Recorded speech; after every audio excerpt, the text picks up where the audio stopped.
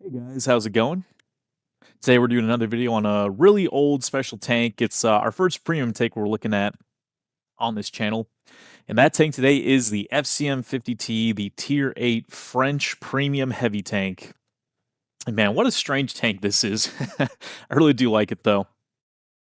This tank was actually, way back in the day, the very first French tank in the entire game. This tank came out before any single French tech tree as a premium tank, so you can go ahead and get your French commander back in the old crew system when there was 19 or like 21 perks or something crazy like that. And go ahead and start training up some French crews before they drop the tank destroyers and the heavy tanks, and eventually later on some of the other mediums and a lot more of the French tanks we have these days. So it's a really funky looking tank. It's kind of hard to tell with the speed I'm going. Is this a medium? Is it a heavy? And it really combines a lot of elements of the two. So French tanks have always kind of been known for two or three things really, and it's like always a very similar combination of packages. One, they have horrific armor. French tanks are not hard to penetrate in this game whatsoever. You know, think the Bat Chat, think the AMX 5100, obviously the light tanks. The tank destroyers have some armor, but really obvious weak spots on the top. So they have bad armor. They're very fast, and they typically feature an autoloader. And this machine only really has one of those things in common with the rest of the French nation, which is it's pretty quick. You saw me doing 50 kilometers an hour there, and it's got a really powerful horse. Really powerful horse, come on, pal. A really powerful engine with a lot of horsepower. Outside of that, this thing doesn't really resemble the rest of the French tree whatsoever. What you get with this tank is you get that mobility, but you can see here I have 1600 HP, and that's surprisingly healthy for a tier 8 heavy tank, and especially a French one. Back in the day when the AMX 5100, for instance, was the French heavy tank, and that's still in the game, but it's a medium now. I think that tank only had 1400 HP, which is well below the average of about 1500 for tier 8 heavy tanks, and this is sitting at 1600, so you got a pretty decent hit point pool on this thing. The other thing that made it kind of different is it actually has some armor. You have, and you're going to see in this replay, I got quite a few funny bounces, quite a few right there, and I'm going to get into a little bit of a duel with this Yag Tiger here in a second. I actually bounced some of his rounds, which is very un-French. So your frontal plate, and you don't really have much of a lower plate, is 135 millimeters. Now, back in the day on release, it was 120. It got buffed at some point, but you have actually a frontal plate that's capable of bouncing rounds, which is a bit of a novelty sometimes for French tanks if you're not going down the heavily armored tank, heavy tank line. The other thing this thing has too is pretty good side armor. So it comes in at 80 millimeters of side armor. I mean, that's not, we're not talking KV4 levels of side armor or anything like that, but the side armor on this thing is more than capable of baiting shots when you're side scraping around a corner. You got those really kind of thick tracks there that assist in deflecting shots, eating shots, and just adding to the overall effective thickness of your side armor when you're relying on that. And then your turret. Your turret isn't particularly well armored in terms of just raw thickness, but the way that it's shaped, and you saw some bounces there a second ago before I got into that little skirmish with the Yag Tiger. This thing will actually bounce a surprising amount of rounds because it has so many funky angles, and it's kind of a small profile from the front. From the side, it's a massive target, and we'll get into some of those downsides. But we're gonna stick for the pros for a second. So you got good mobility, good hit points, some usable armor. What else is really good? You have some pretty solid DPM on this thing. You see, I'm firing a shot here. I'm just slinging rounds down range this game. This is really just pushing forward and being aggressive and using this DPM on this gun, and it clocks in at a pretty decent DPM. I think with the current setup I have, it's around 2700 DPM, give or take. Yours might vary depending on if you're on vents and things like that, but it's, you could really pump out some surprising damage if people choose to ignore you with this machine. And as well, with the good DPM of the gun comes some pretty good gun handling and pretty solid standard penetration. The standard pen's 212, which is nothing spectacular for a tier 8 heavy tank, but when you consider the fact how fast you are and how easy it is to get around flanks and kind of create some better angles with this thing, 212 millimeters of pen is and always was good. When this thing came out, it had 212 pen, and penetration back then was definitely good. Now I think it's just kind of serviceable and solid. You'll see me kind of struggle here with this Type 4 Heavy, for instance. I didn't really feel like looting Premium. This was the end of the game, and you know, I play Tier 8 Premiums, I'm not gonna lie. I kind of like to not fire too much APCR unless I have to win the game, because I like to make creds in this thing, and Being a tier 8 premium, it's in World War II, it's tier 8 premiums are pretty much the best money makers. The tier 9s and 10s, not too many of them even have a silver bonus. Only downside is you can't compare to the Cold War tanks, and maybe I can't pen a Type 4 heavy, but I know how to do some damage to them. Let's just go ahead and sit on top of them. Almost kill myself there, but kind of asserting some dominance, showing him who the real heavy tank here is. That's just a joke. He's a much better heavy tank than I am, but I like this tank a lot more. So what are some of the downsides? Even though you do have some armor in this tank, 135 and slope back at maybe 15, 20 degrees, it's not great armor. What you really want to do is kind of stick your front around a corner to where they can only see your front plate at some crazy angle, and then have them shoot at it from there. If you're kind of sitting in front of someone and angling 20 degrees to the left or right, you're going to get penned by most tanks that you meet. Another downside, this is a 90 millimeter gun. So even though the pen and the DPM, rate of fire, gun handling, things like that, those are absolutely solid. It unfortunately has 240 alpha damage. And similar to what I talked about in my T62A video, when you have low alpha damage on a tank, you need to keep that gun firing if you want to really affect the battle and also do a lot of damage. And that's kind of where the struggle with this tank is. And it's such a weird tank because you're a heavy, but you have a medium tank's gun and mobility and not full heavy tank armor, but you have heavy tank camo and you're really a big target that's not particularly well armored. So putting yourself in a position to kind of sit there and consistently shoot rounds at enemies is hard because you can't use stealth to do it. You can't rely on your armor to do it. So, the question is, how do you really position yourself in a spot to keep the gun firing while also not taking damage back and dying? And that's kind of the art of the FCM 50T. A little bit of a quick backstory about this tank. When this tank dropped, there was some sort of news post about it or something saying, hey, French tanks are coming to the game. And I knew a little bit about this tank from its PC variant. And I really wanted this thing. And I was in high school at the time.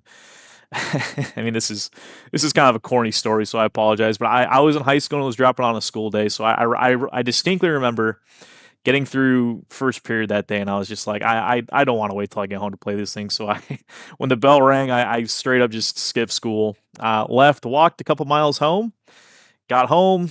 I had my first little work card because I had a job at the time and had some money in the bank account, and bought myself an FCM 50T and immediately started having games and really enjoyed it from that time on. And that's kind of why this tank has a special place in my heart. I have over 500 battles in this tank. I've played it quite a bit and kind of figured out how to try and make the gun work. So what you're seeing right here is something you absolutely can do. And even though you don't have great armor, you can fight lower tier tanks. And another huge pro to this tank is the fact that even though you're a tier 8 heavy tank, this is one of the few tanks in the game that has preferential matchmaking. And if you don't know what that is, basically, instead of having the normal +2, -2 model where you could fight 2 higher tiers or 2 lower tiers, this tank has +1, -2. So you will only be able to fight tier 9 tanks on the upper end of your matchmaker in this tier 8 tank, and you can still fight tier 6s. You'll never see a tier 10.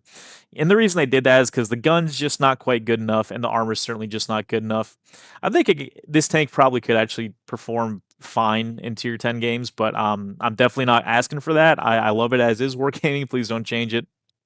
This thing is a lot of fun, and it's also just a fun tank to queue up in because you're not going to have to fight those ridiculous tier 10 tanks that you don't like fighting every so often that are a little bit toxic, and you could reliably get into tier 8 games while playing a tier 8 yourself. So you get a strong machine to play, but you don't have to worry so much about the huge downsides that playing this thing or playing a higher tier tank that can't meet tier 10s, I should say.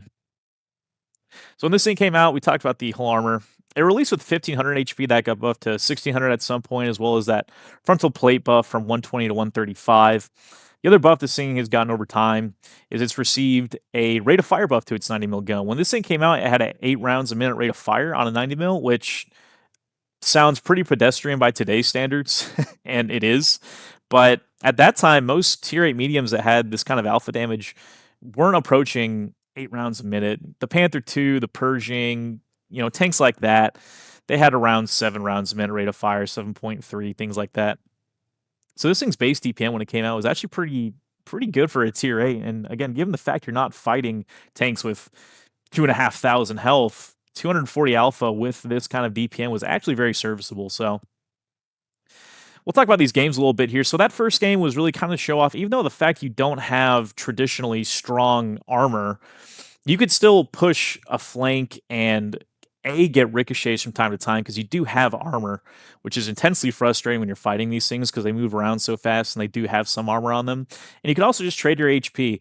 As long as you're not trading one for one with a tank like this that has superior alpha damage, for instance, and you're making sure you're at least trading two for one, you can trade that way, or you could just straight up trade DPM because your rate of fire and your DPM in this kind of a machine is superior to most tanks that have higher alpha damage, at least at its own tier. If you fight tier 9s, you got to play a bit more reserved, a bit more careful. This game here was really showing the mobility. I mean, I drove all over the map, and again, this is a heavy tank, and right there you saw me take a pretty good balance. I was able to drive around the whole map and get on this corner. When you're fighting corners with this tank, you can see how forward the turret on it is kind of mounted, right? So peeking around a corner angled like this, when you do pop out to shoot, there's very little of your side that's actually exposed, and all they could really see is either your turret or your frontal plate, which again is 135 millimeters. And at that angle, the effective armor of it is really kind of crazy.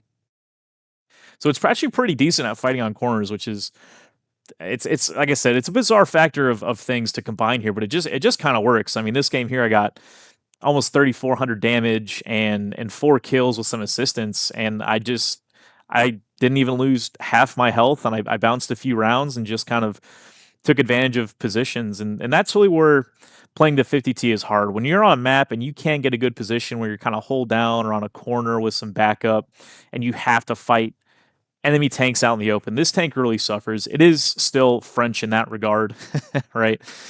That the armor isn't quite good enough to really be a kind of a classic or normal heavy at this tier. But when you can exploit a flank and break through and then bring your 90 millimeter gun with a really solid rate of fire these days to fight enemy tanks, you could kill enemy tanks pretty quick and do a whole lot of damage. So that was a really solid result there. 4 kills, 3,700 damage, 1,700 base XP.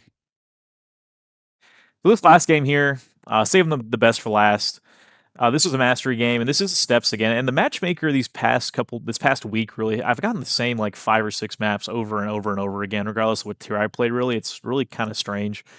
I wish Wargaming would just have all maps in rotation at all times instead of doing this thing where they have kind of a subset of them either weighted really heavily every couple days they rotate it, or they just outright only put X amount of maps in rotation. It's really weird, but we're here on steps. I'm going down the same flank here that I typically go on with these kinds of machines. This is kind of more the classic heavy flank, with the other side having a bit more vision wars going on.